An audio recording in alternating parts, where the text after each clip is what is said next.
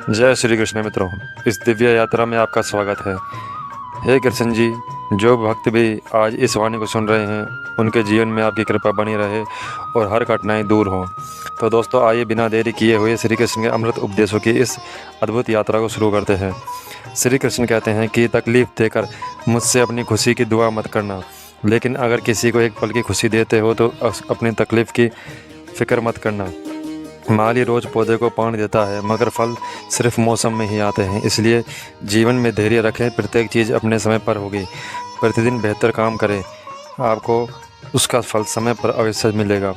बहुत मुश्किल नहीं है ज़िंदगी की सच्चाई को समझना। जिस तराजू पर दूसरों को तौलते हो उस तराजू पर कभी खुद बैठ कर देखो। तबीयत ख़राब हो तो इंसान थोड़ी देर परेशान रहता है, पर अगर नीयत ख़राब हो तो ज़िंदगी भर परेशान रहता है। नाराज़ मत होना यह सोच कर के काम मेरा है और नाम किसी और का हो रहा है, क्योंकि घी और रुई सदियों से जलते आ रहे हैं, पर लोग कहते हैं कि दिया जल रहा है। कभी अपने आप को किसी का आदी न बनाएं, वरना आपकी खुशियाँ उसकी फुर्सत और मूड की मोहताज होकर रह जाएंगी। अकड़ और घमंड एक मानसिक बीमारी है जिसका इलाज सिर्फ कुदरत और वक्त ही करता है। दुआ कभी साथ नहीं छोड़ती और बद्दुआ कभी पीछा नहीं छोड़ती। दिखावे से तो केवल लोगों को खुश किया जा सकता है, भगवान तो केवल नियत देखते हैं। केवल पैसों से व्यक्ति धनवान नहीं है। असली धनवान तो वो है जिसके पास अच्छे विचार, अच्छी सोच और मधुर व्यवहार है। लोगों का मुंह बंद करवाने से अच्छा है अपने कान बंद कर लो, ज़िंदगी बेहतर हो जाएगी। किसी ने सच ही कहा है, वाणी में बहुत ताकत होती है। मीठा बोलने वालों की मिर्ची भी बिक जाती है और तीखा बोलने वालों का शहद भी नहीं बिकता। मकान तो बन जाएगा सिर्फ 4 दीवारों पर, घर तो बनता है स्नेह, समझ और समझदारी से। किसी दूसरे को कष्ट देकर हासिल किए गए सुख की उम्र बहुत छोटी होती है।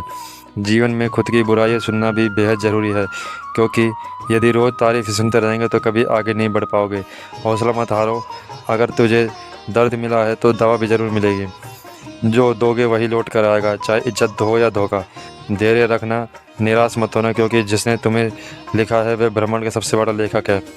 प्रशंसा चाहे कितनी भी कर लो, लेकिन अपमान सोच समझ कर करना, क्योंकि अपमान उधार के अवसर मिलने पर ब्याज सहित लौटता है।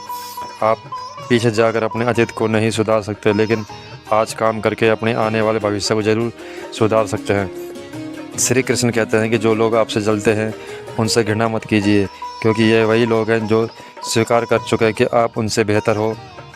ये 5 चीज़ें अभी से छोड़ दो, ज़िंदगी में बहुत खुश रहोगे।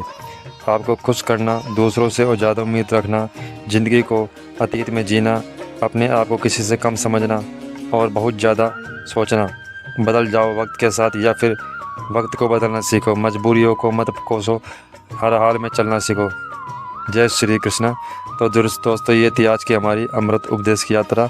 मिलते हैं आपसे नेक्स्ट वीडियो में। जय श्री कृष्ण।